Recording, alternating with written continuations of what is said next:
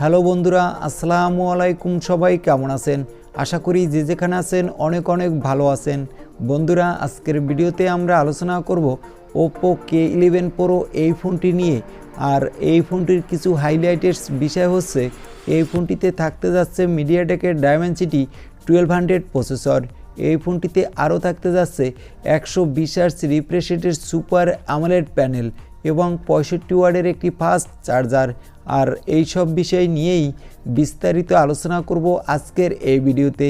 এই ফোনটিতে কি স্পেসিফিকেশন দিয়ে OPPO আমাদের মাঝে নিয়ে আসতে যাচ্ছে, ফোনটির প্রাইস বাংলাদেশ এবং ইন্ডিয়ার মার্কেটে কত হতে পারে, এই ফোনটি কবে লঞ্চ হবে, এছাড়া জানাবো প্রাইস অনুযায়ী ফোনটা আপনার জন্য কতটা ভ্যালু ফর মানি প্রোভাইড করা ফোন হতে যাচ্ছে।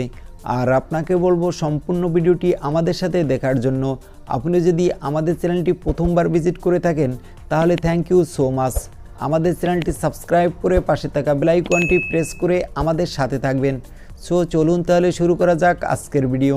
সবার প্রথমেই আমরা এই ফোনটির ডিজাইন ও বিল্ড কোয়ালিটি নিয়ে আলোচনা করব। এই ফোনটির ব্যাক সাইডে থাকবে কোয়াড ক্যামেরা, সামনে থাকবে left corner single পাঞ্চল cutting display. আর এই ফোনটির সামনে পিছনে উভয় পাশে থাকবে গ্লাসের প্রোটেকশন।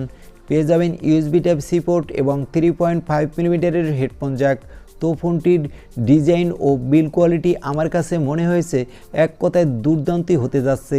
আর এই ফোনটির ডিসপ্লেটা হলো 6.7 ইঞ্চি মাপের সুপার আমোলেড প্যানেল, যেটা হলো 120 হার্জ রিফ্রেশ রেটের। এই ডিসপ্লেটির প্রোটেকশন হিসেবে দেওয়া হয়েছে গরিলা গ্লাস 5 এর প্রোটেকশন।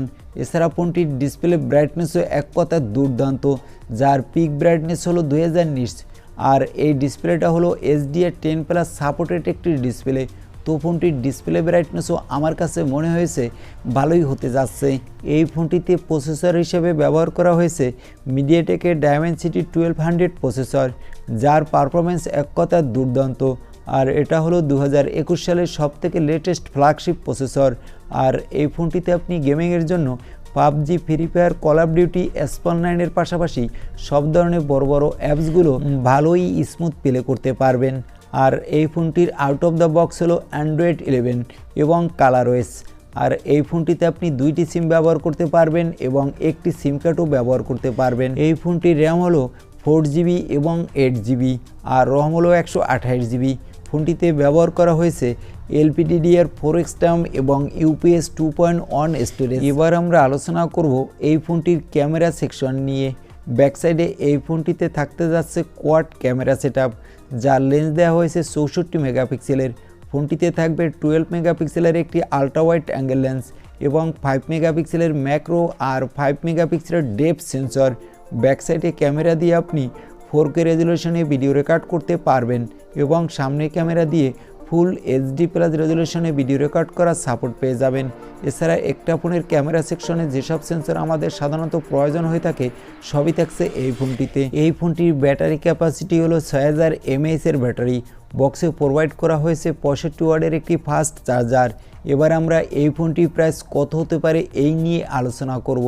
এই ফোনটির প্রাইস হবে ইন্ডিয়ান রুপিতে আশা করা হচ্ছে 20 থেকে 22,000 রুপি, যেটা বাংলাদেশে মার্কেটে পাওয়া যাবে 30,000 টাকার আশেপাশে।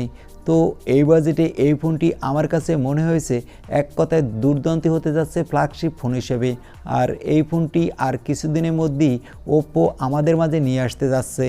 আর এই ছিল আজকের ভিডিওটি কেমন লাগলো তা অবশ্যই কমেন্ট করে জানাতে ভুলবেন না। আর ভিডিও ভালো লাগলে একটি লাইক করে দিবেন এবং আমাদের চ্যানেলে নতুন হলে সাবস্ক্রাইব করে পাশে থাকা বেল আইকনটি প্রেস করে রাখবেন। আজকের মতো আল্লাহ হাফেজ।